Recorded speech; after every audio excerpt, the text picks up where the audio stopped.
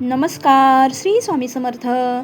येत्या 17 मेपासून अधिक महिना सुरू झालेला आहे आणि सोमवारी 15 जून 2026 रोजी हा अधिक महिना संपणार आहे. या अधिक महिन्यात भगवान विष्णूच्या उपासनेला विशेष महत्त्व आहे. हिंदू पंचांगानुसार अधिक मास हा 13वा महिना म्हणून ओळखला जातो. दर 3 वर्षांनी हा महिना येत असतो. या महिन्यामध्ये सूर्य संक्रांत नसते, त्यामुळे हा महिना धोंड्याचा महिना म्हणून ओळखला जातो. या महिन्यात कोणतेही मंगल कार्य केले जात नाही. स्वतः भगवान विष्णू या महिन्याचे स्वामी आहेत. या महिन्यामध्ये विष्णुपूजा, भागवत पारायण, तुळशी पूजा करणं अत्यंत फलदायी असतं. त्यामुळे या महिन्यामध्ये कोणते व्रत करावे हे आपण आजच्या या व्हिडिओमध्ये जाणून घेणार आहोत. या महिन्यात दिवसातून 1 वेळेस जेवण करावे आणि जेवताना उठू नये. रोज सकाळी आणि संध्याकाळी देवाजवळ तुपाचा दिवा लावावा. हा महिना त्यागाचा महिना मानला जातो, त्यामुळे त्यागाला खूप महत्त्व आहे. या महिन्यात रोज विष्णू सहस्त्रनाम वाचन करावे किंवा ऐकावे. त्याचप्रमाणे या महिन्यामध्ये कोणत्याही एका आवडत्या पदार्थाचा त्याग करावा. या महिन्यात मुलगी आणि जावयाला लक्ष्मी नारायणाचा जोडा मानतात, म्हणून जावयाला तुपात तळलेले 33 अनारसे आणि तुपाचा दिवा दान करावा.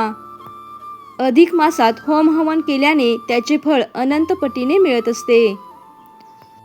महिनाभर अखंड तुपाचा दिवा लावल्याने लक्ष्मी प्राप्ती होते.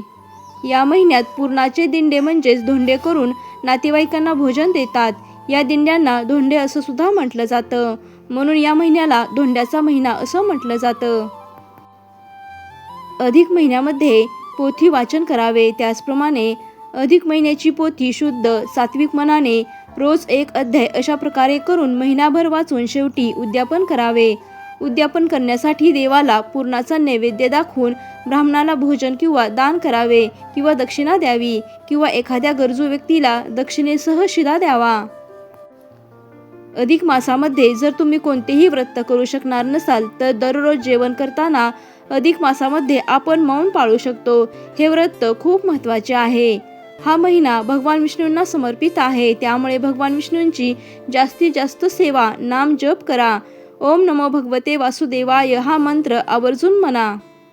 संपूर्ण अधिक मास पत्रावळीवर जेवण करायचं आहे. ताटामध्ये जेवण करायचं नाही. हा देखील नियम पाळू शकता. हे सर्व करणे प्रत्येकाला शक्य असेल त्याने नक्कीच करावे. पण ज्याला अखंड तुपाचा दिवा लावणे किंवा इत्यादी सेवा करता येणार नाहीत तर त्यांनी रोज मनापासून नामस्मरण केले तरी सुद्धा चालेल. फक्त मनात भाव पाहिजे, हेच खूप महत्त्वाचं आहे. तर या अधिक महिन्यामध्ये काय करावे, काय करू नये याविषयी संपूर्ण माहिती आजच्या या व्हिडिओमध्ये मी तुम्हाला सांगितलेली आहे. तर तुम्हाला ही माहिती कशी वाटली ती कमेंटमध्ये नक्की सांगा आणि व्हिडिओला लाईक करा, शेअर करा व चॅनेलला नक्की सबस्क्राईब करा. व्हिडिओ शेवटपर्यंत पाहिल्याबद्दल तुमचे मनापासून स्वागत. धन्यवाद. श्री स्वामी समर्थ. जय जय स्वामी समर्थ.